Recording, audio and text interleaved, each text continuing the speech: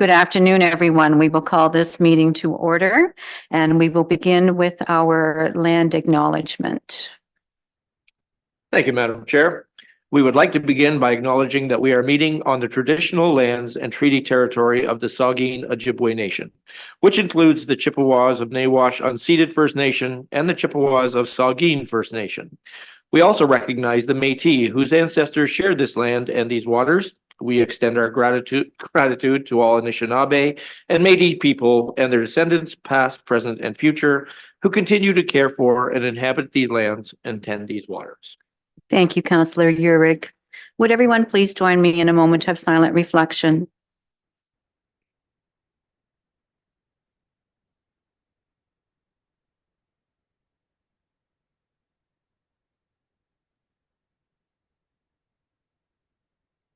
Thank you. Is there any disclosure of pecuniary interest around the table today, recognizing as always that one can be declared at any point in time? And seeing none, we'll move into announcements. And I just want to begin by recognizing that Mayor Kentner sends his regrets today, so I'll be chairing this meeting. And first and most importantly today, we want to welcome Kim Buckham as our new CAO. Your first council meeting, Kim. Thank you for being here with us and for taking on this role for the municipality of Meaford. We are absolutely thrilled to have you with us, so thank you. And are there any announcements around the table today? Councillor Uhrig. Thank you, Deputy Mayor Keaveney. Yes, a couple, and it's going to relate to the upcoming 150th, which obviously everybody is excited about. Really nice to see downtown taking shape with the decorations on Meaford Hall and the lights going up and on the welcoming sign. So it's all coming together. It's really excellent. On June 7th, kind of kickoff, the Craig Gallery is going to be doing a show, hosting a show, and it's going to run from June 7th to July 1st, and it will share historical tidbits about the town. So we invite people to go down and witness that. Moreover, regarding the parade, for those who do not know, the parade will be on June 15th. It'll begin, the staging is at 12, and the parade will actually start at 1. Now it's going to run from the old GBSS high school down to the pavilion. And anyone still interested in putting in a float or participating in some capacity can contact JD Moffat. He's going to be one of the organizers, and he would be able to assist you with anything you need in that regard. Thank you very much. Are there any other announcements? Councillor Greenfield. Thank you, Deputy Mayor Keaveney. Yes, I do want to mention that the Meaford and St. Vincent Agricultural Society is holding a plant sale this coming Saturday, June 1st, 8 a.m. This will be held at the Meaford Curling Club, 130 Collingwood Street West. I'm sure just about everybody knows where that is. So some interesting garden and flower garden items available there. And also at the same time, the members of the curling club are holding a garage and bake sale. Now, the plant sale starts at 8. Apparently, the garage sale gets going at 7 a.m. So should be lots of interesting items up at the curling club this Saturday. Thank you. Thank you. And seeing no other announcements, I'll take it over to staff. Kim, did you have any announcements today? Yes, I just wanted to introduce Jared Dodd. He is with our financial team as the financial clerk and AP purchasing support. Anything further announcements? Okay. So yeah, please introduce you to Jared. Welcome, Jared. Thank you. And thank you, CAO Buckham. And the only announcement I had to add was a shout out to staff for last week's very successful community organizations affair up at the community center. There was a great array of tables there with, I think, most all of our organizations represented. And I hope that some were able to have good conversations with the residents who came in. And I think a couple picked up a few volunteers and perhaps some new people to go out and try lawn bowling and pickleballing and that sort of thing. So kudos to staff for organizing that event. Okay. Public participation. I don't believe that we have anyone registered today for any deputations or presentations, but as always, if anyone wishes to come before council, they should reach out to the deputy clerk at meaford.ca or call 519-538-1060 as extension 1100. And you can be registered for either a 10-minute presentation or a 5-minute deputation. We have no public questions today, so I'll move into council inquiries. Does anyone around the table have any questions today? Councillor Bartley. Thank you, Deputy Mayor Keaveney. This would be probably to Val or to the CAO. Our accounting firm that does our audits does a terrific job. I would never say anything about that. But does it ever go to tender to do that process? Yes, it does. It does. And we did send it out last year. So I think they're now assigned for another 3 plus an option of a 2-year extension. Any other inquiries from members of council? Councillor Urick. Thank you, Madam Chair. So just, and again, I'm sure it's coming, just want to clarify because we're getting a lot of emails just about obviously the STR report, just so we can let people know when we can kind of expect to see that hit the table, because there's a lot of people asking about that. Yes, we actually, Matt and I talked I'll say again today about our approach. We are exploring options of how to, I'll say, look at a fulsome program as well. So that's the policies as well as the enforcement, because it's twofold, which no matter what would take some time to roll out. So we also are looking at alternate options that could be used with our current bylaws. So both of those are in play and to be explored a little bit further for analysis and then brought forward.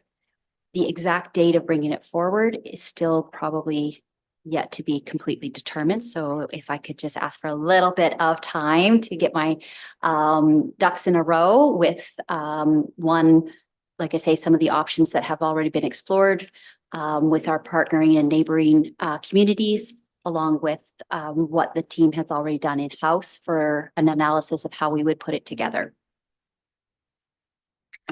Thank you very much for that, Kim. And I just wanted to add in talking with the folks at Georgian Bluffs that they have a 1-hour hotline now connected with their STR bylaw. And I did have occasion to speak to the mayor and deputy mayor about that last week to see how successful that was. And they feel that that is working really well. So I just wondered if it might be appropriate to reach out and have a conversation with the staff at Georgian Bluffs. Yeah, agree. And that's where I think we can learn from our neighbors. And again, the team has already explored some of those options with neighbors, but you're right. Georgian Bluffs is another one that's already into the space. So I think we can definitely use them as a partner too. Thank you very much. Any other inquiries? Councillor Bell. Thank you, Madam Deputy Mayor. This is for Director Wiley. Every year, we've been doing good advances on major roadside vegetation control with the excavator mounted big brushing head. Just a little update maybe from yourself, how we're making out this year and the progress that we're going to make reclaiming those areas. Thank you. Through you, Madam Chair. Thanks for asking. So yes, I think a turning point in our program has been our communications on the use of that machinery. I'm happy to say that it's actually been fairly successful over the last couple of seasons. The exact kilometers that we're planning on doing this year, honestly, I'll have to get back to you on what that looks like. But it has been very useful in order to be able to do the work in-house. And I think the important thing too, for everyone to remember is that it is a two-stage approach. So the brusher head comes through and does what it does. And then people often think it looks terrible, but we do come back with a second round to kind of clean up what it looks like. So it's taken us a couple of years to get everything squared away, but I think it's going quite smoothly, knock on something. That's great. I'll just follow up and ask a question, if I may, CAO Buckham, in terms of the fountains at the cemeteries. Members of council have been receiving some inquiries. We were anticipating that reconstruction moving forward. So I just wondered if you had any update on the progress of those fountains. Jessica, you're going to take that? Yes, ma'am. Through you, Madam Chair. We did put out a request for quote and it closed last week. We didn't receive any bids on the work. So we are currently working through our next steps on what we can do. Definitely, I have no solid answer at the moment, but we will have to think of another option for getting some work done there this year. Thank you. Please keep us updated on that, Director Wiley, if you could. Thank you very much. So we will move forward then into the consent agenda. Is there anything on the consent agenda today that anyone wishes to pull for further discussion?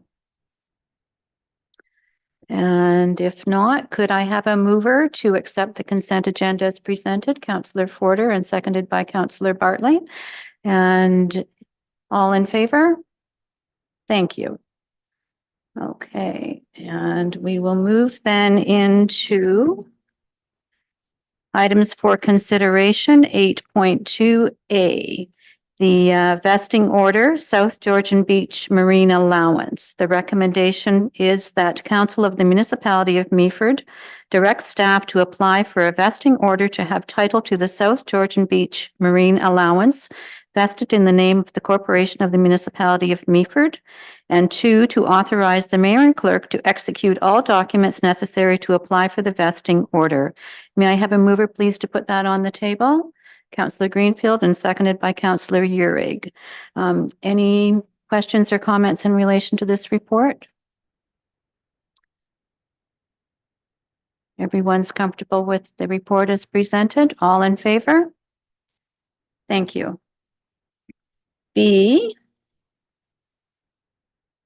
COM 2024-09, license of occupation for 26 Nelson Street East, and that is the old fire hall location. The recommendation that Council of the Municipality of Meaford authorize the mayor and clerk to execute a license of occupation agreement with Lino Tonzik for part of the Nelson Street East road allowance, adjacent to 26 Nelson Street East for the purposes of the construction and use of a restaurant patio. May I have a mover, please, to put that on the floor? Councillor Bell, seconded by Councillor Forder. Is there any discussion on this report? Councillor Bell. Thank you again, Madam Deputy Mayor. I hope all members of council have had an opportunity to go down and have a look and see how this is progressing. And I just think as a word, it's going to be phenomenal. And I think I said very originally when this was being proposed to be done, that this was going to be a happening go-see place. And I have not changed my opinion. So allowing this to occur outside of the old fire hall just off the edge, nothing but a positive remark from this councillor anyway, and most solidly voting yes for this today. Thank you. Thank you, Councillor Bell. It really is an exciting project. Councillor Bartley. Thank you, Madam Deputy Mayor.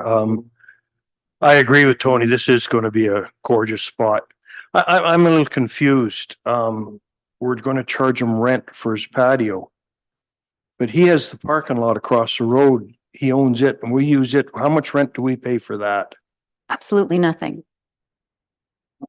Yeah, okay. So I just don't see how it's fair for us to charge him rent for a patio and we're using his parking lot for nothing. I don't understand that one. Mr. Smith? Absolutely, through you, Madam Deputy Mayor. I think from our point of view, and I've had this conversation with the property owner, we needed to put that into this agreement because council's passed a policy about other types of roadside patios that includes a rental, and the fees and charges include a fee for that. I think Councillor Bartley's comment about the fact that we have used some of this person's property for other purposes for a period of time is completely valid. So if council doesn't want to charge for this, I would just need a motion to direct us to take that out of the agreement before it gets signed. I would suggest you just think about whether that is something that we're talking about for a period of time or whether on an ongoing basis, because the intent of this agreement is that it's for the use of the buildings, lifespan of the building's use agreement. It's not every year will be renewed. So whatever it says in there about fees will be relevant every year. Thank you, Mr. Smith. Councillor Urick. So, thank you, Madam Chair, through you. So that makes sense, Matt. My question is there a comparable with another kind of patio scenario in town? Because when we do the road, that's obviously not the same. This is, and I agree with Mr. Bartley that, yeah, it's for the amount of road allowance there, it's not a great deal of space and it's not really encroaching upon anything. So is there any other comparable in town that we would be setting a precedent for? There are a couple of locations where there is a comparable location. One is Excitement, and the other, which I don't believe has had a patio since it was the Sale restaurant, but is where the Pizza Hut is now. We had a patio on the road allowance sidewalk portion of that rather than on the actual street itself. So Councillor Bartley, then do I hear you making that motion? Well, I'm a little confused on it because it wouldn't be fair to the other restaurant owners if we canceled that one and not canceled theirs. But I would like to maybe set this aside to get some more information, because we could trade the use of the parking lot for the use of the patio, and he could pay us the $2,100 and charge us $2,100 rent on the parking lot to be even. I don't think it'd be fair to not charge him for a patio and charge the other restaurant people for a patio. We can do that because it's a different scenario. It's not on the highway. Is there a chance we could defer this so I could get some more information on this? Mr. Smith? Anything's possible, as always. I think the reason this is coming straight to council rather than going to committee of the whole is that the property owner is very, very keen to do the work that he needs to do to make the patio. And from our point of view, from a liability end, and just to make sure that it's permissible, it's better to have the agreement in place before he digs up our asphalt and lays a new patio and so on. So ideally, we'd be passing this today to allow that work to happen because they are still targeting to be open for the July long weekend. There are some options around pricing. You know, there have been conversations internally over the last year or so about the value of charging the rent for all of the patios, because it's actually a relatively small amount of money that really covers the cost of installing the concrete barriers and nothing else. And there is an economic development argument that says charging the couple of $100 to the restaurant is puts people off perhaps doing a patio. So if council wanted, they could look at change the fees and charges bylaw to remove that altogether. We could say that this clause in there about an annual lease fee remains in there, but then if council decides to change the fees and charges, then it can be that, then it will be a zero because there'll be nothing in the fees and charges. Or you could pass a later resolution to waive that clause once it was signed. Yeah, I don't want to hold this up. I want to move forward. I would like to give permission to do that, and then we talk about the fees after. Is that possible? I believe, as Mr. Smith will always say, anything is possible. As Val would say, it's complicated, that one. I don't know how to pass this, how to edit this agreement to say, enter into this agreement, and then we'll tell you later whether you have to pay us or not. Could an additional option be to move forward and put a time frame on this? Because we've had 15 years of utilizing this parking lot for no fees. So if we attached a no fee patio for 15 years, that would more or less compensate for the use of Mr. Tonsik's land by the municipality. What does council think of that option? Okay, would someone make that motion? Councillor Greenfield? Yes, I'd be fine with that, Deputy Mayor, Keevan. I do want to ask though, in the license of occupation agreement, clause number 16, it talks about if, either party withdraws from the agreement, be no requirement to return the works to their previous stage. And I'm just wondering, I was wondering, to me, that may be a situation where having some fees, certainly, for the benefit of the municipality could, come into play. So I don't want to muddy the waters, but if indeed there needs to be restoration there, I have no idea what kind. It would be an advantage if the municipality had a few dollars in the reserve there. So. It's a Mr. really Smith? good point, Councillor Greenfield. I will tell you that I added that clause in there once I looked at the photo that's also in the report and thought we wouldn't want it taken back to that original state.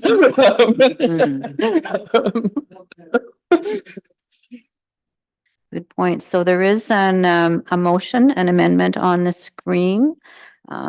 Has everyone a chance to see that?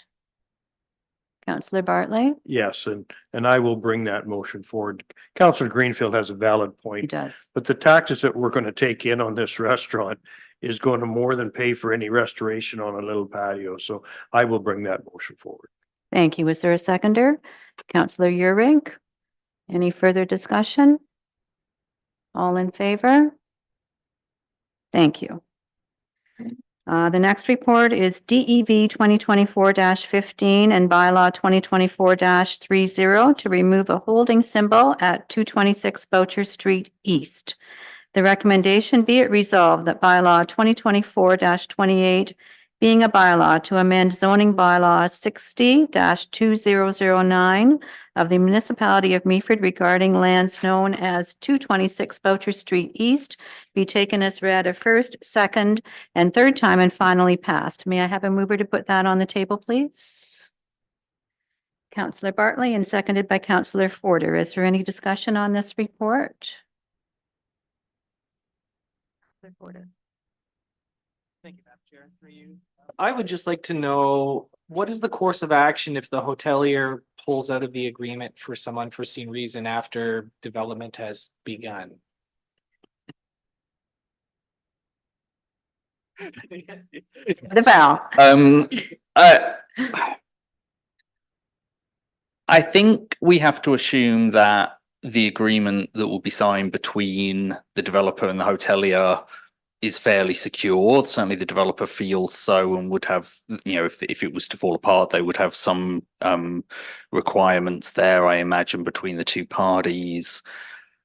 From our point of view, it says that we can't issue a building permit until the hotel is confirmed and is part of phase one. And so we still have some of those criteria based on the original zoning bylaw. So this H doesn't really sort of, it isn't our final moment where that doesn't work. So I think if for whatever reason the hotelier were to pull out, and I, having spoken to the hotelier while they were doing their due diligence, I do not see that that's likely. I think we're in a pretty good place that if we needed to, we could look through site plan agreements and through building permits to try and make sure we get back to the stage of having an active hotel there. I will say that just because I think it's important that we make clear, the bylaw says the hotel needs to be in phase one. It is possible that the entire development will be phase one, so it doesn't automatically mean it will be the first building within that phase. I think that's just important that we all recognise that it's not going to be built before anything else is.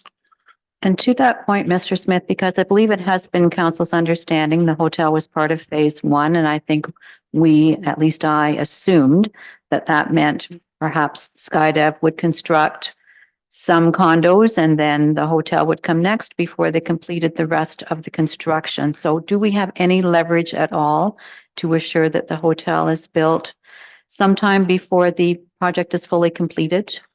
I'm actually going to look at Denise on this one because she's been dealing with some of the site plan requests on this. And so I don't think there's a proposal to phase the site plan, but I'm not certain. Thanks, Matt. And unfortunately, we're in the unhappy situation that this is Meredith Gillespie's file and she's not well today, so she wasn't able to be here. So she may be feeding me information on our messaging system as we speak, as I'm kind of speaking for her. So if you don't mind repeating that, Deputy Mayor, again, so that I understand exactly what your question is. So I think I understood that it was, you're asking about if they build the hotel after they start constructing the condos. It'll happen in the order that it has to happen, but it's all part of phase one. What was your question specifically about our leverage within the site plan? Thank you, Denise. So, where I'm going with this is I'm wondering if the whole project is phase one, because I think we're accustomed to phase one being a portion of the project, followed by a second phase, third phase, whatever is appropriate. So in this particular occasion, if the whole project is phase one, there's a potential that SkyDev could build the condos and the rental units and everything else that's part of it, and then leave the hotel until the end. So I'm wondering if we have any ability within the site plan agreement to ensure that the hotel is built at some point, because there's no guarantees of how long it may take to complete the whole build out. And we'd all like to see the hotel go forward. And I'm sure that is their intention, but do we have any leverage to ensure that? So if I can answer that sort of with I don't want to say non-answer, but a little bit of a non-answer, which is that it's my understanding that it is all in one phase, and there were reasons for that. So they have applied for the entire site as part of their site plan. So they're not doing, and typically with a phased approach, we see a second site plan application coming for other portions of a site.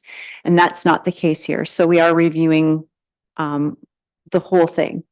That being said, they have now filed an application to sever off a portion so that the hotel will be in a different ownership structure. That wouldn't be something that would happen immediately, but they filed that application and would be conditional as well. So there are other steps in that process to make sure each thing happens.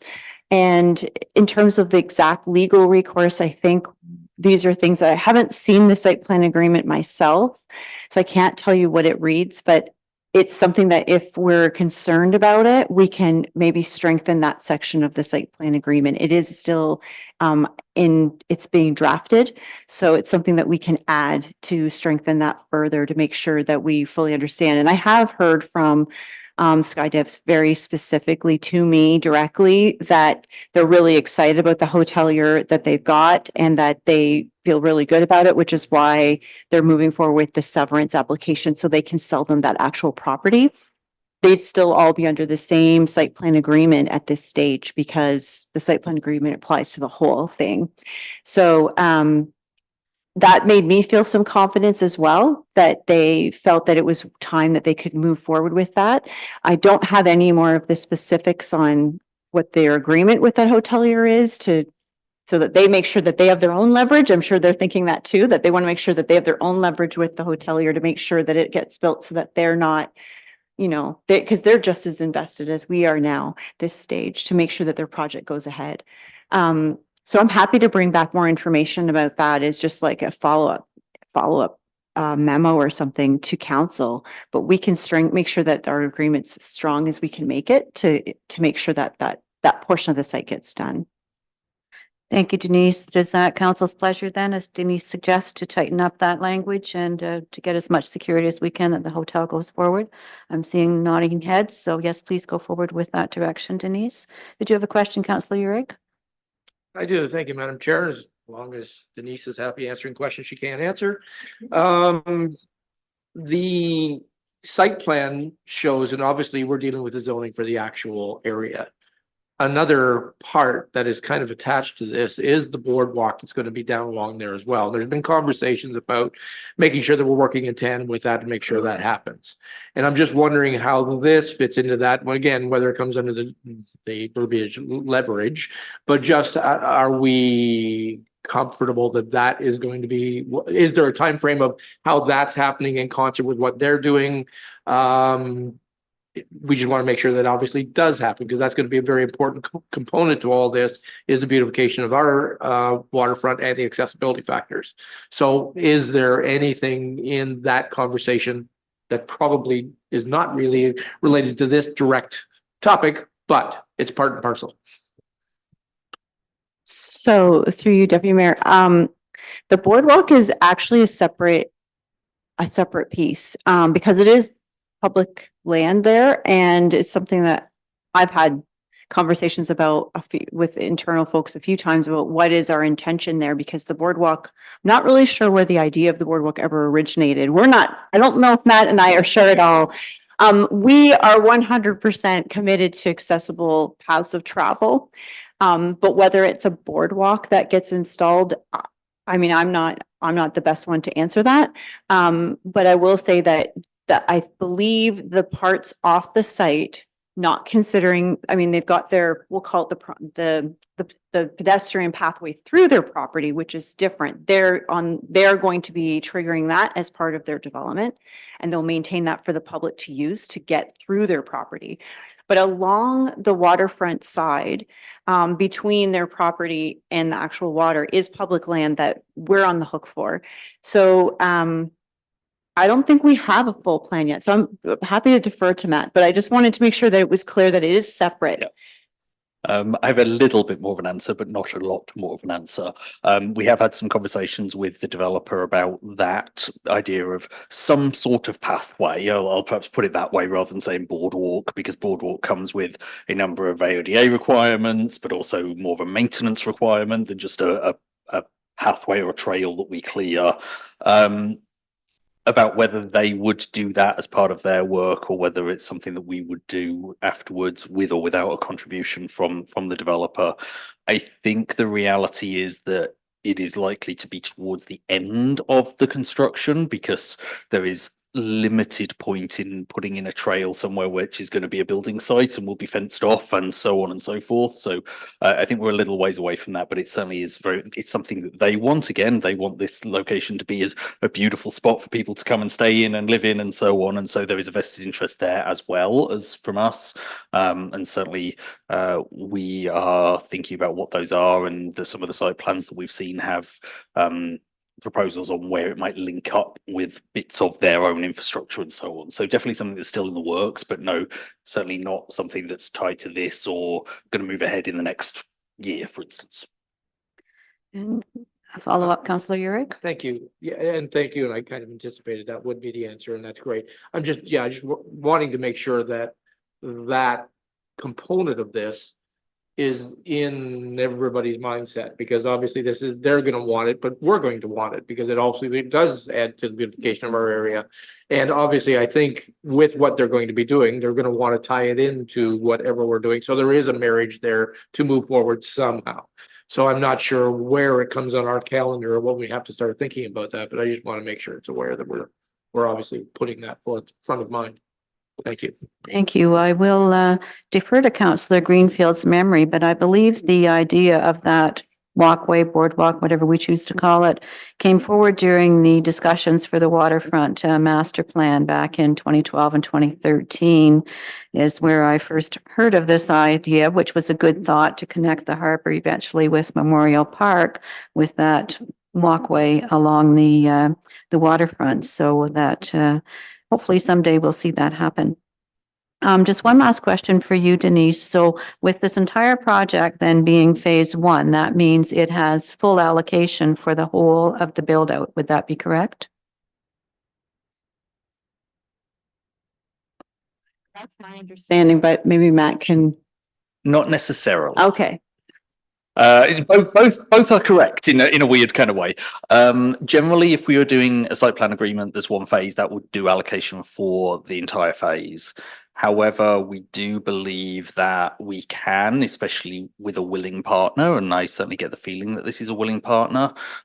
We could potentially phase that allocation within the site plan agreement if they're able to give us some degree of construction timeline, because all of their buildings are not going to be built in 1 year, kind of no matter what. And so it's about us thinking about when they're going to be occupied rather than when this is necessarily being signed. So it's something we're still working on. Can that be our leverage then to secure the construction of the hotel? I want to leave that to a lawyer. Fair enough. Any further discussion on this report? Then I'll call the question. All in favor? Thank you.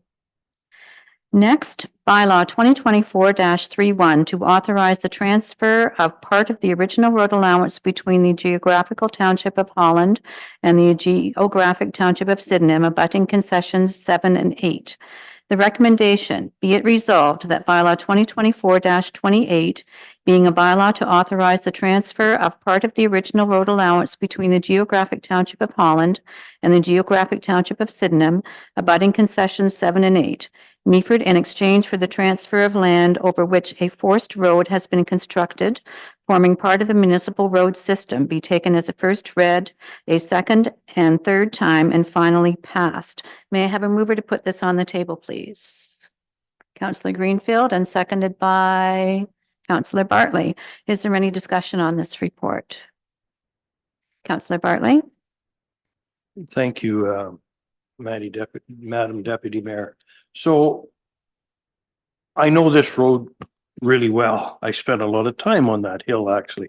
So is it the Sydenham person wanting paid for the land that the road is on, which deviates on it, or is it the Chatsworth person wanting ownership of this because that's where his laneway is? I will confess to hoping that people weren't going to ask many questions about this one. This has been going on. I was just actually opening the file up. This has been going on since 2020. And so we're finally at the stage of tidying it up. My understanding is that this is the owner in the geographic township of Sydenham whose land the road is on. We are taking the land that the road is on, and that owner will get the land that is the road allowance. So he'll have a chunk of road allowance on the other side of the road. I know that sometime during this process, there's been conversations with the landowner on the other side about their driveway, and I believe that through the lawyers and through the township of Chatsworth, have already passed this bylaw. That's all been resolved. So there's no money changing hands on this one. It is just literally a swap of acreage for acreage, and the municipal act allows for this. But I believe it's all the owner on our side of the line that will get that land on the other side of the road. Right, so the laneway would stay there. There'd be a right of way. Yep. Because the person getting that chunk of land can't do anything with it. No. It's not big enough to do anything with it. I'm really confused why it even want this done. He's going to have a little chunk on the other side. But as long as the laneway stays there, I'm okay with this. Yeah, that's my understanding. Any further questions from council? Then I'll call the question. All in favor? Thank you. The next report is OPS 2024-09 Recreation Fund Update. The recommendation that Council of the Municipality of Meaford, 1, authorize the transfer of an upset limit of $12,074.98 from the Wellbeing Reserve for use by the 2024 Recreation Subsidy Program. 2, direct staff to inform Meaford Food Bank that the program funding in 2024 is limited to the existing budget and reserve transfer. And 3, direct staff to communicate with the public regarding the additional program funding. May I have a mover, please, to put this on the floor? Councillor Uhrig, seconded by Councillor Forder. Is there any discussion? Councillor Bartley. Thank you, Deputy Mayor Keaveney. I knew this was going to happen a year ago when it was brought forward and we raised the criteria on the amount of money a person made that could access this money. I knew this would happen and I knew it was going to cost us money. I agree with doing this, but I don't think $12,000 isn't enough. This is May. There's going to be all kinds of people looking for money in for hockey and whatnot. $12,000 isn't going to cut it. I think we need to have a discussion on changing that somehow to 25,000. I don't know if 25,000 would do it. Well, I knew this was going to happen a year ago, so I think we need to talk about raising that somehow, some way. Thank you. And I really appreciate that you brought that forward, Councillor Bartley. Is there any further discussion on, please go ahead, Councillor Greenfield. Well, I believe it's a follow-up to what Councillor Bartley is mentioning. My concern is, okay, we're talking about $12,000 in addition. When that is expended, does that mean that's it?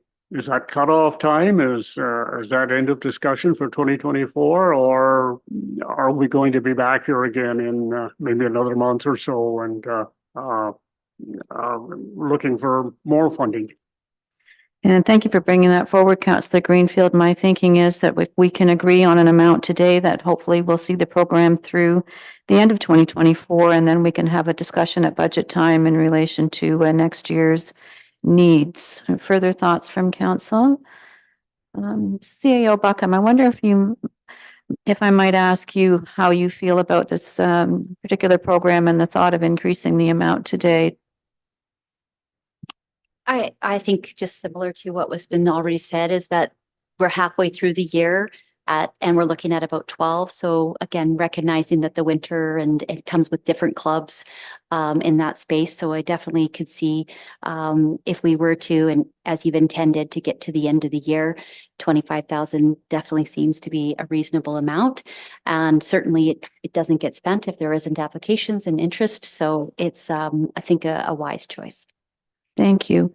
And may I ask you then, Val, if council was to agree to $25,000, can you find that additional funding? That we should take it from the well-being reserve, like we did put that money in there for that. We just have to take additional monies from there. I can just tell you one thing though. Currently, to the April 15th date, there was about $32,000 that has been spent by Meaford Food Bank. Thank you. So there is sufficient funds in the Wellbeing Reserve to increase this request to 25,000. Okay. Further comments from council? Councillor Bartley? Thank you. And this is a touchy subject. Do we ever get to audit the process through the food bank and that everything is copacetic on the money that's being handed out? I know I don't want people's names or how much they get. I don't want that, but I just want to know that there is an audit process there.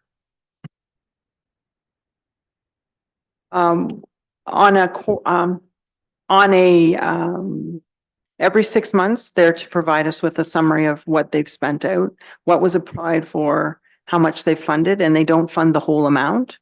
Audit wise, I'm not sure we've actually followed the whole process through, but we do get it every 6 months.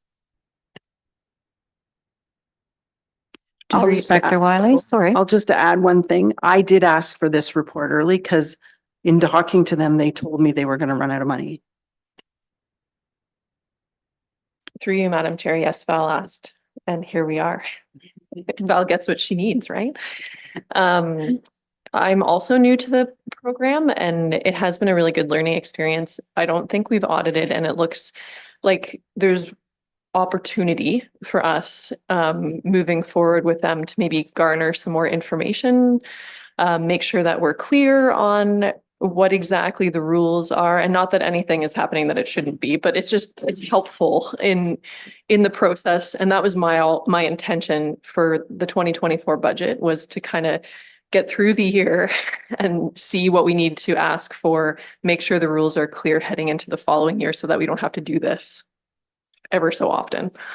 I think if I can just add to make the full set of all of us, yeah, to Justice's point, there is some stuff we can ask for and haven't ever. One of the things that strikes me, especially with the comment about the changing of the threshold last year, is that we should be able to ask for a summary of what proportion of the grants were made to households of certain income levels. So if your household income is 0 to 50, it was 38% of the grants. If it was 50 to 75, it was 30%, and so on. Because I think that sort of information would help council to decide whether it's hitting the right mark and getting to the people that you want to get it to the most. So we haven't ever asked for more detailed stats than that. As Val says, we've always got semi-annual reports on what it's being used for, and the types of awards and the amount of the individual awards, but we haven't ever sort of dug in deeper beyond sort of, are you meeting the terms of the policy?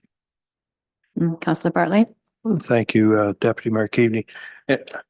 I'm the treasurer of a small legion, and we have more audits in place so that there isn't any issue at all. It's not calling anybody a thief at all. It's just going through the process. You have to have that. I would like some control over it. If there's going to be more control over it, then I think I'll bring a motion forward to try to bring this up to 25,000 for the rest of the year. And then we can look at it. I would like a report though. I appreciate that, Councillor Bartley, and I'm sure that staff can bring that to us. I think this is, as we all know, a product of increased costs. We know the cost of swimming lessons are more. We know that inflation is hitting people hard, and the usage of our food bag has increased dramatically. So there is a motion on the screen which reads to amend the motion to replace the figure of $12,074.98 with $25,000. Would you move that motion, Councillor Bartley? My That's your intention was to intention? move that motion. Thank you. Thank you. And is there a seconder? Councillor Porter, any further discussion? All in favor? Thank you.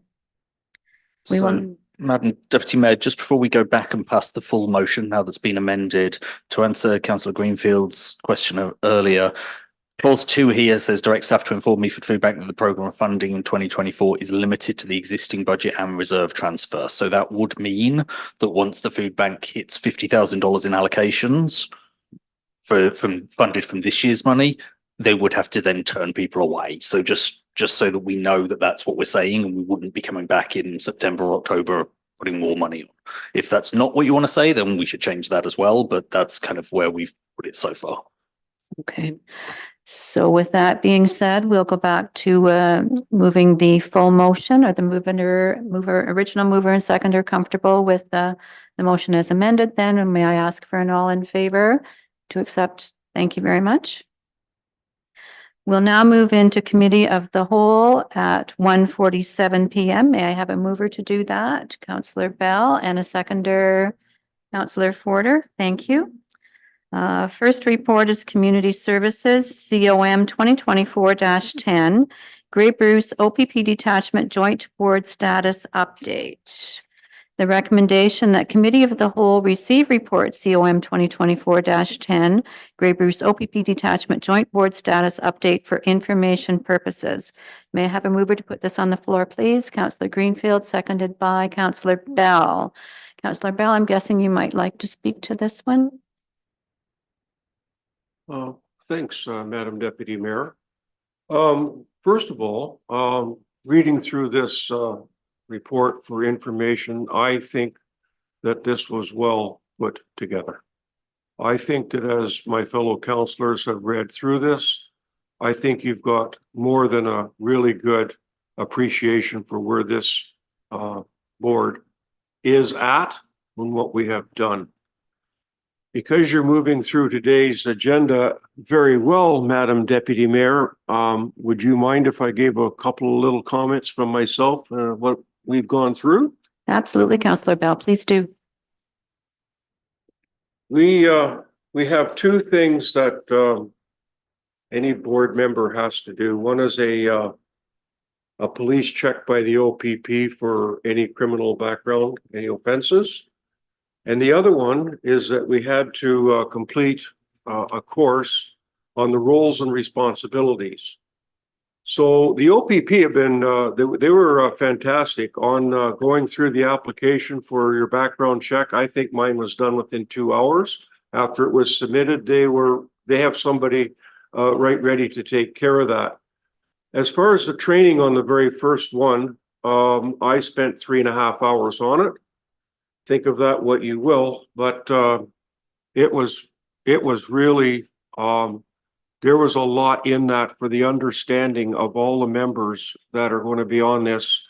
And it went through basically the roles and responsibilities, had us tested on the 8 principles of policing in Ontario.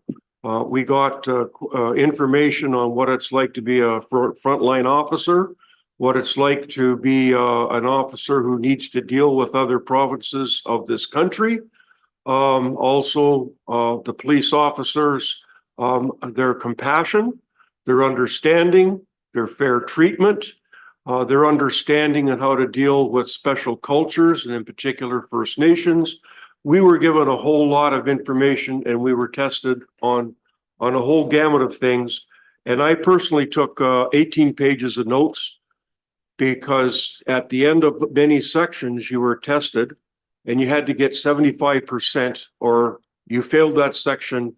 And then the way it worked was they blanked out all the answers that you give. So you couldn't even remember what you said, which may or may not be right in the first place. So you really have to keep control of what you're reading and the questions that they were asking. It was pretty straightforward, but also it was quite in depth. And I expect that that's going to be the same moving forward in the future with other materials that we must accomplish. When you read this report, we can't have our first meeting because we don't have insurance on us right now. And I asked that, I happened to be over at Georgian Bluffs about this. And when the detachment commander does certain things like put forward his budget and we're going to make comments on that, right now we're pretty much, well, we have no protection on what we say. So we can't have a meeting in May. May's punched. It doesn't look like we may even have one in June. So the report's pretty clear. We with all of the members who are part of having someone on that board, our staff, every staff everywhere is working together. I'm sure that our staff here have been working towards it, what that's going to look like and when that's going to happen. If we don't have insurance, we can't meet. So at this point, everyone that's involved in this is doing as much as we can when we can up until this point. So it's pretty intense. I'd like to take the opportunity to clarify a comment that says that I am the chair of this situation. That's sort of the truth and sort of not the truth. The first meeting I was the chair of this. They pointed at me and I did that to appoint certain things, but the actual member who will be the for real and for true longevity chair, that is not myself. And upon further consideration, I don't know if I want that mantle. It's going to be pretty heavy. So anyway, but you know, as they say, it's good press is good press. So thank you for that, thinking that I might handle that pretty good. So I don't know if I will. So anyway, thanks for the liberty. I've taken up probably a bit of time here today, but you are moving through the agenda pretty good, Madam Deputy Mayor. Well, thank you, Councillor Bell, for that update. And I'm sure you have the confidence of everyone here in knowing that you would be a great chair if you ever decided to take that on. It sounds like your work is going to be really interesting and comprehensive, and we will look forward to your further updates. Councillor Urick. Thank you, Madam Chair, and thank you, Tony, for the update. That's great. My question is, it clarifies that it's getting difficulty. Is it stating on what basis that the insurance companies are stating that they won't cover it? It just strikes me as odd. This is a pretty respected board or body. You're dealing literally with legal. Is there what are they citing as the reason for not wanting to insure it? Mr. Smith? Prior to that, I should just say to Councillor Bell's comments about the report that my colleagues in Georgian Bluffs wrote about 97% of this. So I should give them the credit rather than taking it myself. I think my understanding is that it's not that they don't want to insure the board under its premise. It's an argument about whether the OPP or the municipalities or the province or somebody else should be doing the insurance. The board doesn't exist as a separate organization. And so as a non-separate organization, getting insurance for it on as a standalone basis will be challenging because of the, what is it, what are its liabilities, what are its risks, and so on. I think most of us as municipal staff believe pretty strongly that this is something that we are required to have through the OPP. Therefore, the OPP should be ensuring their board, and really we are just the people who should be appointing members to that board. That does not appear to be the province's position at the moment, but I think is what all municipalities across the province are pushing for at the minute, because this is not an issue unique to Grey Bruce. This is an issue for all of these new broad-based police services boards. Okay. Councillor Greenfield, and then I'll come back to you, Councillor Bell. Thanks, Deputy Mayor Keaveney, and thanks, Councillor Bell, for that update. This indeed sounds like a pretty heavy assignment, and I'm glad we've got the right person in place to lead us forward. I likely shouldn't be worried, but as I understand, the clerk of Georgian Bluffs is doing the administration work for this. And I'm thinking this is going to be a lot of work for their staff, and I'm assuming they're putting in their hours as is, but this looks like a lot of additional duties going to be required certainly at the outset anyway. Through Madam Deputy Mayor, it is, yes. The report the council saw maybe I think 2 months ago now, in essence approved a half-time position for the Township of Georgian Bluffs to do this, and that all of us as members of the Police Services Board will be paying our share of. Because yes, I think to coordinate all of this, especially at the beginning around the insurance and the training and so on, is proving to be quite a lot of work. And so I don't know if they've got somebody recruited yet. The Deputy Clerk's been doing an awful lot of it up till now, but that certainly is the plan, is that they'll have somebody based 50% of the time for the Police Services Board. And back to you, Councillor Bell. Thanks again, Madam Deputy Mayor. So all of us on this council, we have a code of conduct, and breaches go to the Integrity Commissioner, should that be required. This one, our code of conduct, there's a new office in the province of Ontario, and it's the Inspector General. That's also something different.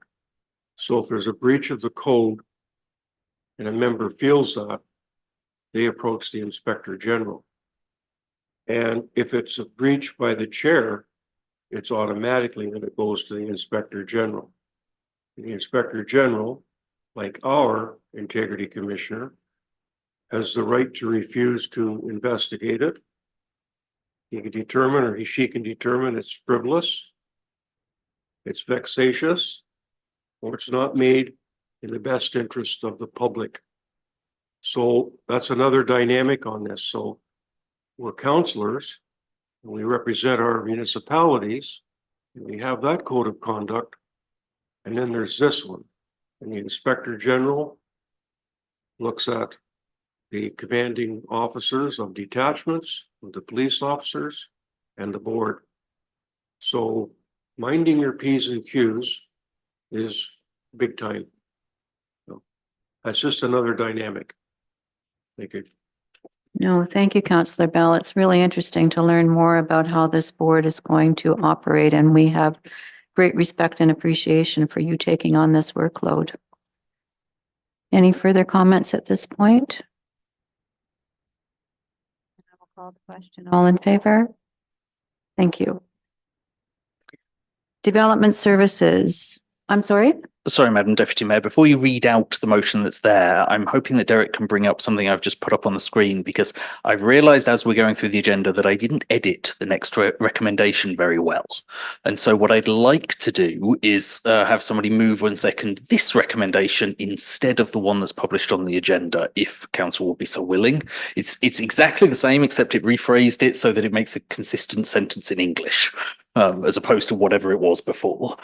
Okay, so the report is DEV 2024-16, Community Improvement Plan Application for 88 Sykes Street, with the recommendation read from the screen that Committee of the Whole recommend Council of the Municipality of Meaford approve a Community Improvement Plan grant in the amount of $16,000 for 88 Sykes Street, consisting of $7,500 from the Building and Land Improvement Program, two, $7,500 from the Energy Efficiency Retrofit Program, and three, up to a maximum of $1,000 from the Development Charge and Municipal Fee Equivalent Grant Program.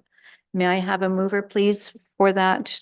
Councillor Uhrig, and seconded by Councillor Forder. And is there any discussion of the recommendation as it is printed on the screen?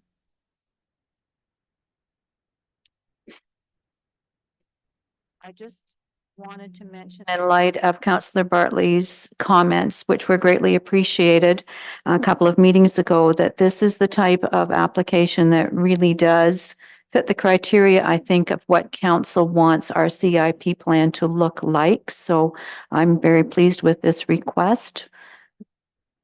Councillor Greenfield. Thanks, Deputy Mayor Keaveney. I just wanted to add that this recommendation originally came to the Heritage Committee a few months ago, and there was research done, there was discussion done, and the Heritage Committee, I believe, their end result was that they fully agreed with the changes that the applicant wanted to make. That's good to know, Councillor Greenfield. Thank you. And I do believe this location is to be a spa, which is exciting for our downtown. Any further discussion from council? Councillor Bartley? Are we discussing the motion or the meat of it? We're discussing the recommendation that's on the screen, but you absolutely may ask a question about anything in the report. Thank you, Deputy Mayor. And like you said, this does match what I thought the community improvement program is. I'm a little concerned. How many programs do we have? There's 3 here. I didn't know. I thought we had 1. Now there's 3. How many more do we have? Mr. Smith? There's about 8 streams within one plan. Okay, so I was under the impression that it was a maximum of 7,500 for the program, but now we're doubling up on it, and that is allowed within the program? Yeah, I think there's been some inconsistency in application of this over the years. The plan that's been council approved is actually really clear that you can have a grant of up to $7,500 for any of the streams within the plan, and you can add those up together to a maximum of $50,000 in total. That is one of the things that is being reviewed, and the Deputy Mayor's got a motion on this agenda to give formal direction on that, but it's already happening, because obviously if that were to be the case, and we had one last year that got us pretty close, that would use the entirety of the annual budget if it got up to the maximum of $50,000. So I think that's one of the things that we are currently looking at as to whether it needs to be phrased differently or structured differently. Yeah, so I look forward to an updated program, like the one we approved a couple of weeks ago, because it is legal and within the criteria. I have no issues with this one, but look forward to a new program coming to council so we can nail it down a little tighter. Thank you. Any further comments? CAO Buckham, did you have anything to add on this particular report? No? Thank you. Okay, all in favor? Thank you. Operations, OPS 2024-10 Sidewalk Vegetation Control. Recommendation that Committee of the Whole recommend Council of the Municipality of Meaford authorize the transfer of $6,210 from the Roads Reserve to enhance the existing roadside vegetation management contract to include hard surface vegetation management in the designated areas within the downtown core. I am so excited to see this on our agenda today. Thank you, Jessica. May I have a mover to put this on the floor, please? Councillor Bartley, seconded by Councillor Greenfield. And any discussion? Councillor Bartley? Thank you, Deputy Mayor. And as I've said before, I'm a butcher, not a baker. I don't understand a lot of vegetation control, but this is a temporary thing.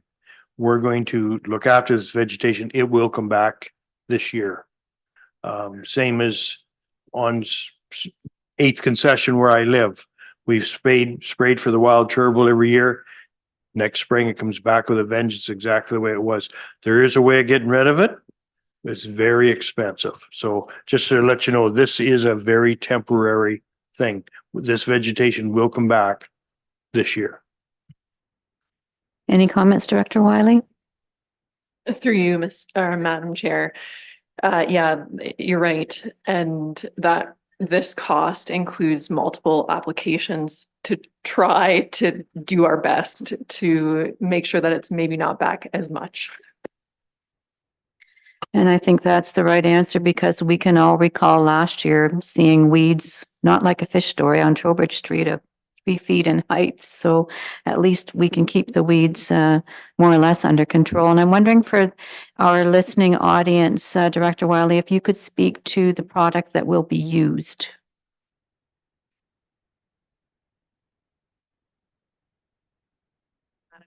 Yes, so essentially it's a horticultural vinegar, I think is the best way to describe it. The applicant or the contractor explained it as it'll smell like French fries and vinegar downtown potentially. So I don't know, that's a selling feature maybe. But it is safe and they will post all the information it is required as part of the work that they have to do, but it is safe for people to be around, pets. There's no concern about it running off into our storm system. Like there's no concern from an environmental or health standpoint with regard to this product. Thank you very much for that, Jessica. And it is my hope that this will become a regular budget item going forward because we've had a lot of complaints over the years about the state of the weeds in our downtown. So, and again, for our listening audience, this will take in the blocks from Collingwood to Barrie. Thank you. Through you, Madam Chair. So, and there's a map, and if it's wrong, by all means, please correct me. But my understanding was that it was Barrie to Collingwood and then Cook to Bayfield. Yes. So that, that rectangle. Thank you. And for this year, that was my understanding of the intention. Thank you very much. Any further discussion, Councillor Greenfield? Thanks, Deputy Mayor Keaveney. Through you to Jessica, I'd like to learn a little bit more about this vinegar. No doubt about it, vinegar is pretty amazing stuff. I know it. Household vinegar does a job on the anthills. The only trouble is it kills all the grass around it too. So is this a Roundup type vinegar? Does it eliminate everything, or does it just pick and choose the bad weeds that it's supposed to? Or can you help me there? Through you, Madam Chair, I would be careful about saying the word Roundup in the mention of it at all, because they're very different substances. So careful. But it is what it's applied to is what it will no longer grow. So like the intention is that it's going to be sprayed on the cracks in sidewalks or in the hard surfaces. That is also the direction, is this will be applied to municipally owned hard surfaces only. So we're not looking at going on people's lawns and it is spot sprayed. So it's not like a broad application. It is, someone applying it in a close proximity. So there's not a lot of opportunity for overspray or wind doing what it might do. But yes, the intention is that what it's applied to, it will have an impact on. But again, it's not leaving any sort of harmful residue in soil, like all of the good things, but it will be applied directly, closely, and have an impact on what it's applied to. Thank you. I was wondering about the Any further discussion? Then I will call the question. All in favor? Thank you. Updates from members appointed to county council committees and local boards. And I guess I'll begin with the county council report. County council met last Thursday, May the 23rd. Warden Brian Milne began by acknowledging that last week was both Paramedic Services Week and Public Works Week. In 2023, Grey County paramedics responded to over 15,000 calls, as well as delivering outreach services, their SOS program, and home-centered paramedicine. There were 3,500 paramedic home visits last year to 450 patients. Our public works staff at the county is responsible for 887 kilometers of roads and 300 bridges, give or take, and culverts. And my first thought was that's a lot of snow plowing and maintenance. Great job, staff. The Great Lakes St. Lawrence Cities Initiative AGM was held last week in Montreal. 3 members of county council attended that. Meaford is not yet a member, but I'm thinking that we should be, so that discussion will come forward. This is a very active international group focused on education and advocacy for our waters. Water protection, water quality, and impacts of climate change on our Great Lakes are major areas of focus. Mayor Andrea Matrosovs of TBM was awarded the most committed Ontario representative. So that's a great award for Andrea. Mileage for members of Grey County Staff and Council was discussed. Compensation to date has been based on a formula first implemented in 2008. It was agreed to move mileage payouts from 50 cents per kilometer to 70 cents to meet the CRA published rate and to be on par with our neighboring communities. This benefit is seen as one small way to retain staff who utilize their own vehicles in their work. For 2024, with this change will result in a $34,000 budget impact, and it is thought that most departments will be able to absorb this cost for this year. There were questions regarding the move to a green fleet for Grey County. Deputy CAO Randy Scherzer stated that we must have the charging infrastructure in place first, which the county doesn't at this point. Staff are awaiting approval to grants to assist with this expense. Discussion also occurred around whether it is more economical to use rented vehicles for longer distance travel. So staff will investigate that opportunity. Grey County agreed to the recommendation from staff to purchase land in Durham for the new 4-bay paramedic base, which will be constructed adjacent to their new police station. The land comes at a cost of $150,000 to the county. All the geotechnical and archaeological studies have been completed along with the survey. The county is working with West Grey staff to determine their share of the infrastructure costs, currently predicted to be in the range of $200,000. Considerable discussion followed regarding a request for county council to support correspondence from West Grey regarding a judicial review of the South Bruce Grey Health Center decision to transfer inpatient beds out of the Durham Hospital. A closed session followed, so I can't speak to the direction to staff, but I just want to add that Meaford is one of the very few lucky communities. We've been through this threat of closure twice to our own hospital over the years, and we have been successful in saving our little rural facility, which just a little statistics for you. In 2023, our hospital conducted over 572,000 lab tests.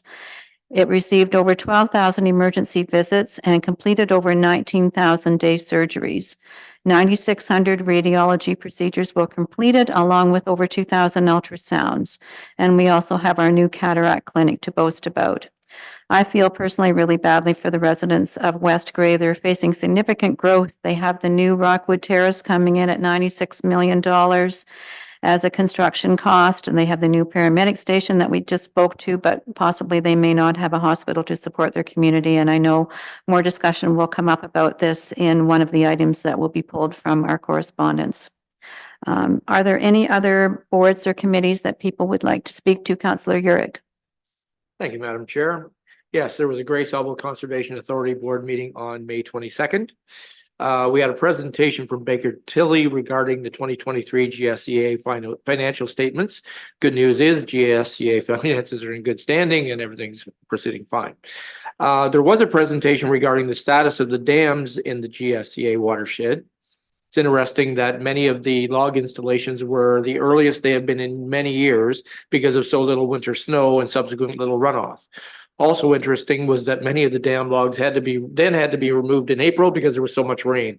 The logs have been added again, and hopefully everything is settled for the season. And just wanted to thank the diligent GSCA staff who had to deal with the extra work. There was discussion regarding the GSCA partnering with the town of Blue Mountains to administer the management enforcement of the Clendenin Dam property. This is due to more public activity at the site, which may need to be monitored and controlled. The GSCA CAO will follow up with the written negotiations. There was now why that's of interest to us is there was a discussion regarding seeking a similar agreement between the GSCA and the Trout Hollow Trail Association. This would enable the association to inspect and maintain the portion of the trail within the GSCA's Big Head River Conservation Area south of the beautiful Joe Park area, and allow the group to store equipment for the purpose at the barn located on Edward Street. So again, the CAO will enter into negotiations with that, but it is a good circumstance for both of us. Finally, I had the pleasure of attending the Grace Albel Conservation Foundation's 7th annual Earth Film Festival at the Roxy Theater in Owen Sound. It featured guest speakers Autumn Peltier, a young local Indigenous activist who has met with Prime Minister Trudeau and spoken at the UN regarding concerns about the state of water in Ontario, Canada, and the world. Ms. Peltier was joined by 4 Owen Sound High School students to form a youth panel discussing the challenges facing their generation and the difficulties regarding being heard and taken seriously. The festival also featured Steve Belford, a well-known Canadian actor who created and starred in the film Becoming Tom Thompson. All in all, it was a very entertaining and educational event. Thank you. Thank you, Councillor Urick. Any other boards or committees? Councillor Bell? Thank you, Madam Deputy Mayor. And over to my fellow councillor, Mr. Urick. Would you feel open to talking about from Grace Albel's conversations about water flowing, going into a bay, people taking pictures, and what the conclusions were of the staff of Grace Albel on a subject like that? I found the answer to be very interesting. And the reason why I say that, Madam Deputy Mayor, is Mr. Urick is the chair at this point of Grace Albel, so he has that handle. Well, I found that it was something. We had a presentation by a lady who took some photographs of water that was flowing from high ground all the way to a bay, and the photographs were absolutely just they're photographs. We seen the impact of that, and so the board of directors asked staff at Grace Albel to investigate, come back with a report, and the report all in all said that those types of activities fall to the planning departments when they're issuing site plans, and how that kind of thing would be looked at during the planning stages for where water is going to go. And the long and short of it was that Grace Albel Conservation did not have the money in the budget to investigate problems, the personnel that would be required to do that on an ongoing basis. And I asked, well, would that fall into the realm of the Ministry of Oceans? And the answer on that was no, that it still was a Grace Albel issue, but they could do nothing. Did I, sitting across from you, get that correct? Councillor Urick? Yes, I agree. And the more frightening part is how much more legislation has changed, even handcuffing most CAs in general in terms of what their authorizations can cover. So in that instance, that happened to be a circumstance in the town of Blue Mountains, and the CAO is going to be forwarding that report to them because they received the same presentation from the individual who had the concerns. They're real concerns because a lot of building is going on and that is impacting the water courses. But again, there it comes down to literally just limitations of what financially, staffing, or even realistically, geographically, what can be done to mitigate some of that. So again, much of that, to your point, is going to be put back on the municipalities as well. So it's going to be an in-concert scenario between the municipalities and the conservation authorities working together to try and mitigate these circumstances, recognizing that the province and the feds are pushing for development and making it maybe that just much more difficult to achieve the same. But thank you, Tony. Thank you, and perhaps we'll look forward to further updates on that as things progress. Councillor Urick, thank you. And no other boards or committees this time? Okay, so I'm looking for a motion now to move out of committee of the whole. Be it resolved that Council of the Municipality of Meaford hereby move out of the committee of the whole at 2:20. May I have a mover to do that? Councillor Porter, and it's seconded by Councillor Urick. Thank you. Are there any notices of motion today? Okay, seeing none, at this point, I'm going to ask Councillor Bartley as our alternate to come and take the chair because I have two motions on this agenda to speak to.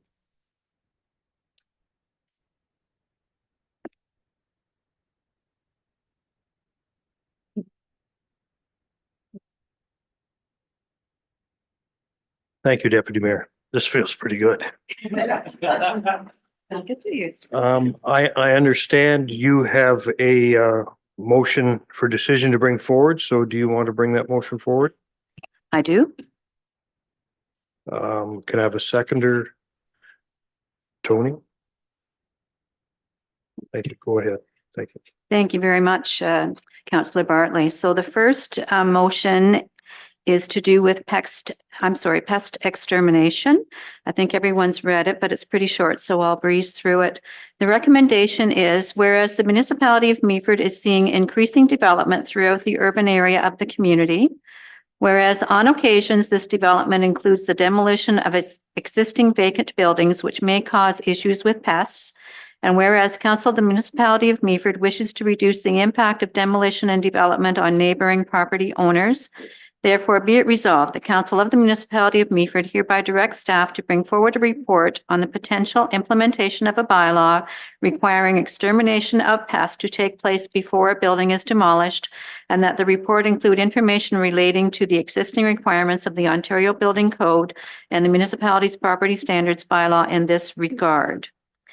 And I think the motion is very clear, but my concern is that we have had a couple of occasions in Meaford where buildings have been demolished that were full of rats in particular, and those rats did get into neighboring residences. And I just feel very strongly that it's not fair for those residents to have to deal with those kind of infestations. And I'm hoping this bylaw will be approved by council so that something of that nature never happens again.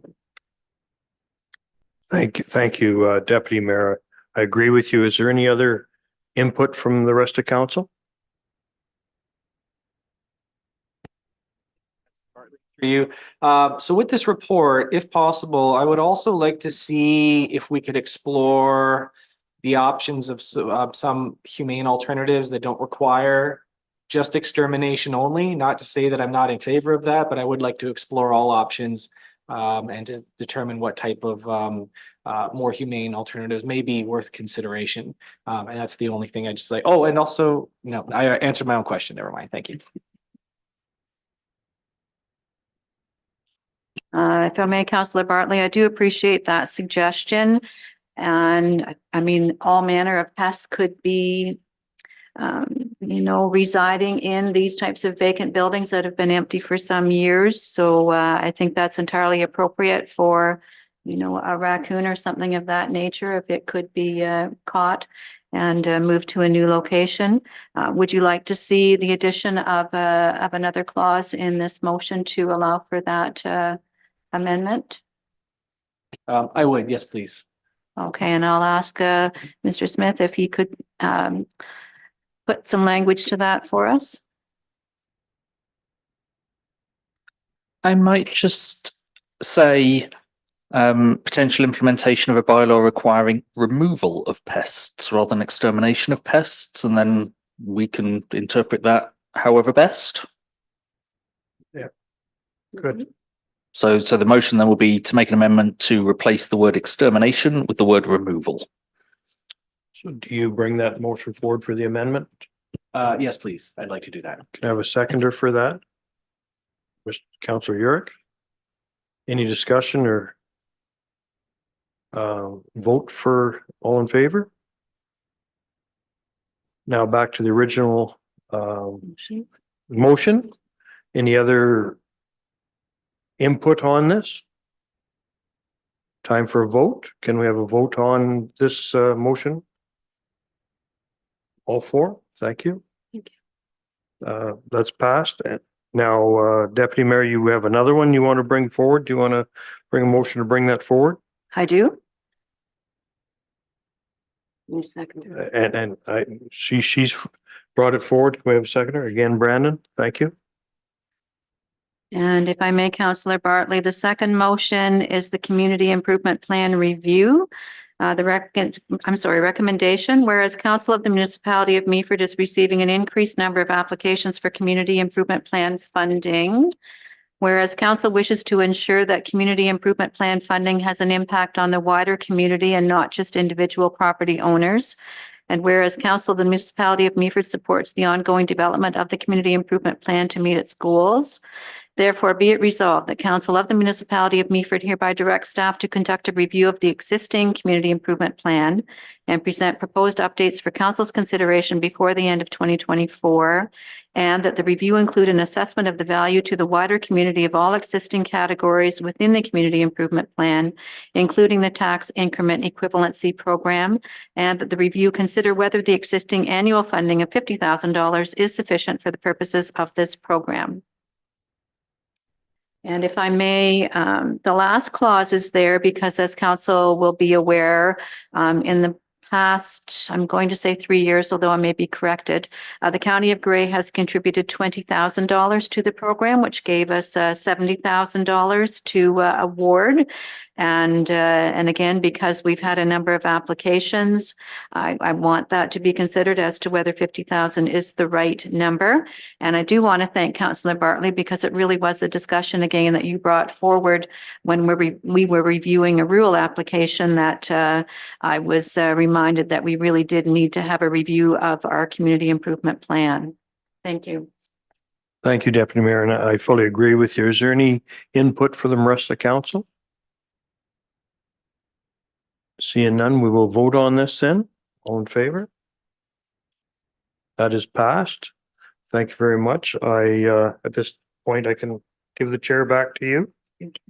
Thank you.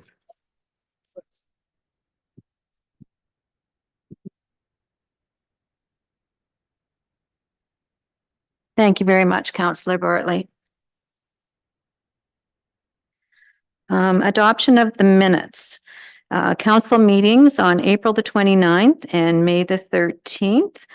We have a recommendation, be it resolved that Council of the Municipality of Meaford hereby adopt the minutes of the council meetings held on April 29th and May 13th and the closed meeting held on May 13th. Is council comfortable adopting all of these minutes in one vote? Yes. May I have a mover then to Councillor Bartley, seconded by Councillor Forder. Any discussion of these minutes? CAO Buckham? No? Okay, then I will call for the question. All in favor? Thank you. Is there anything from the correspondence list that anyone wishes to pull? Councillor Yurick? Thank you, Madam Chair. Item 2 was the email regarding Meaford Georgian Trail. Somebody had inquired about putting the possibility of putting the kilometer marks back up on the trail, as most of them are gone. They did make a reasonable argument about being a safety measure, so if something did happen to someone, that they would have an indication as to identify where they were. I don't really see a big problem with this. I just wanted to ask staff whether we've had considerations of doing this already, or whether or not the reason why it hasn't been done, and whether it would be worthwhile pursuing. Director Wiley?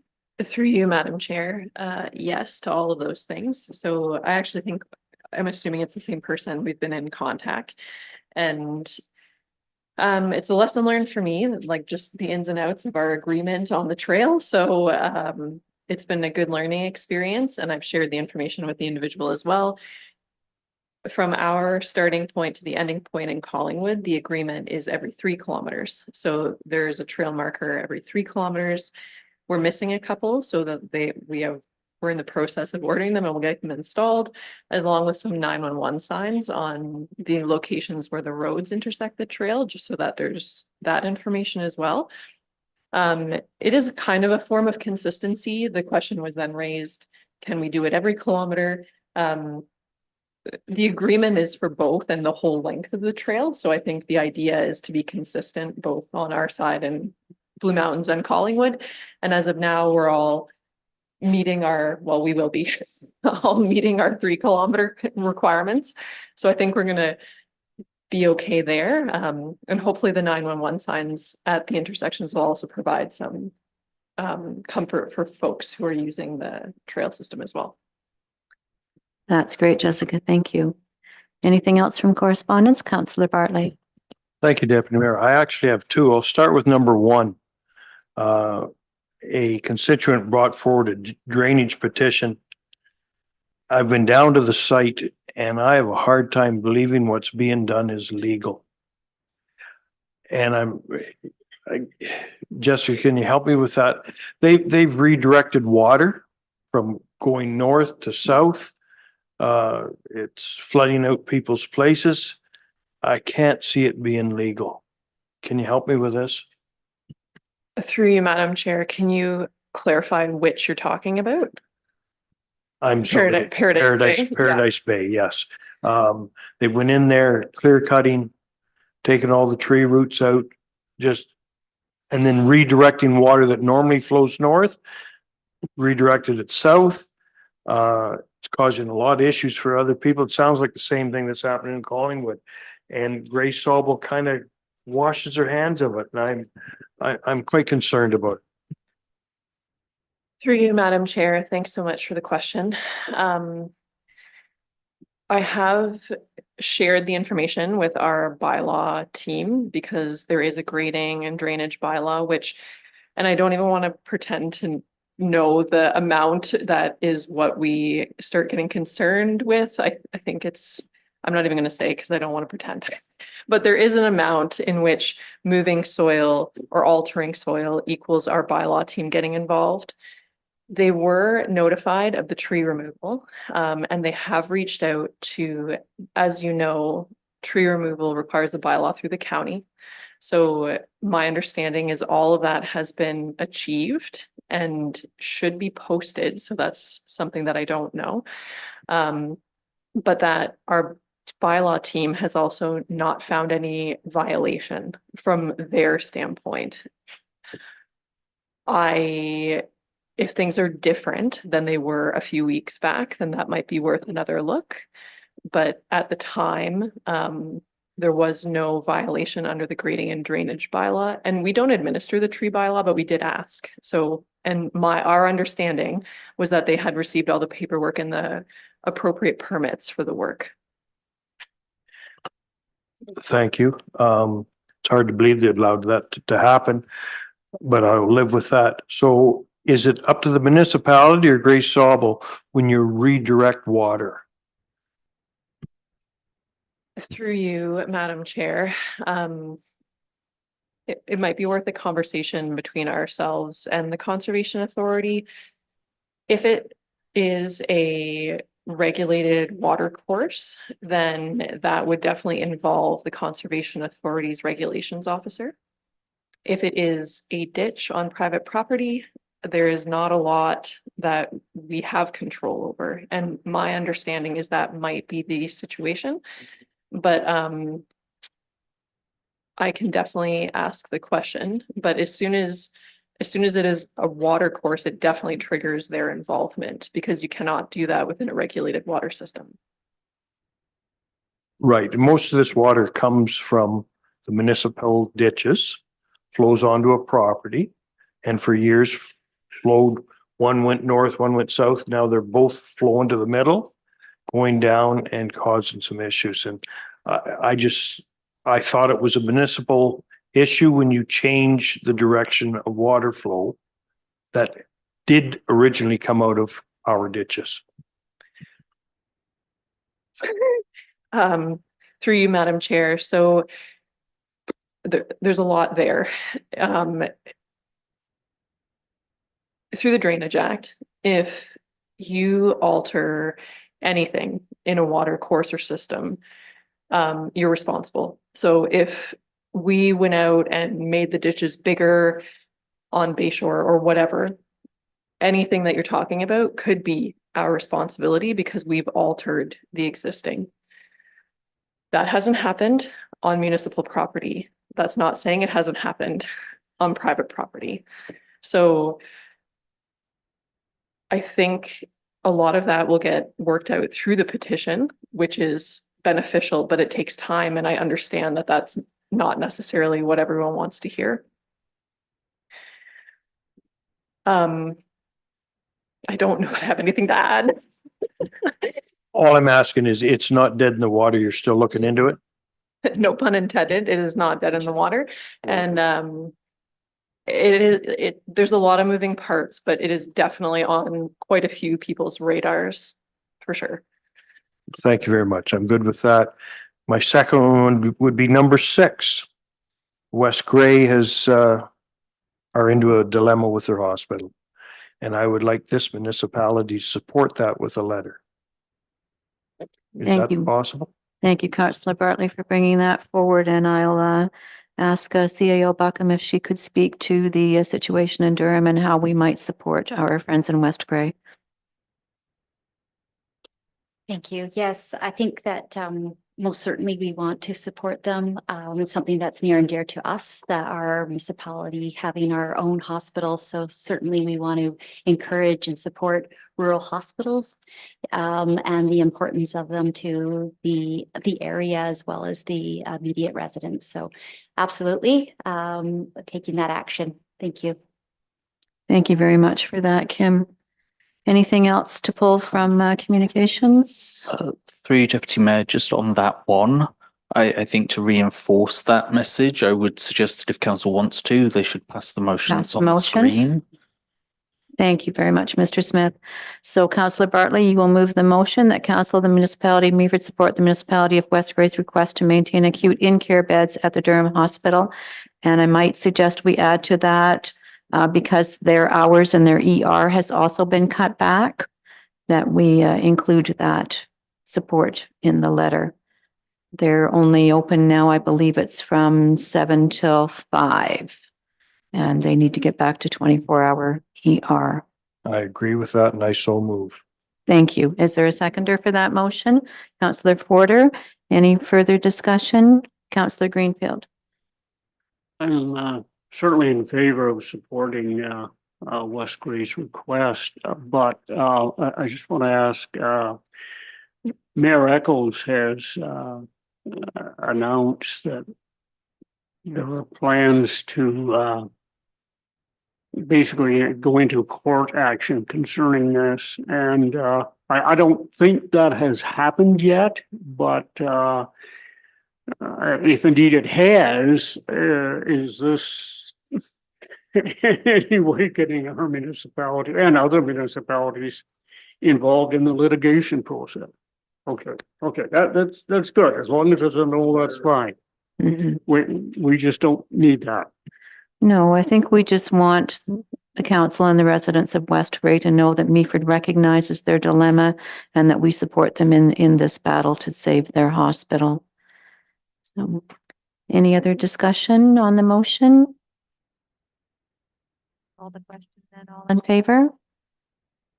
Thank you very much. And nothing else then? Oh, Councillor Porter, you had something to pull from correspondence? Yes, please, Madam Deputy Mayor, thank you. I'd like to just give some recognition to item 16, which is from the town of Blue Mountains. It's an article about the greening of the SCP Center in Meaford.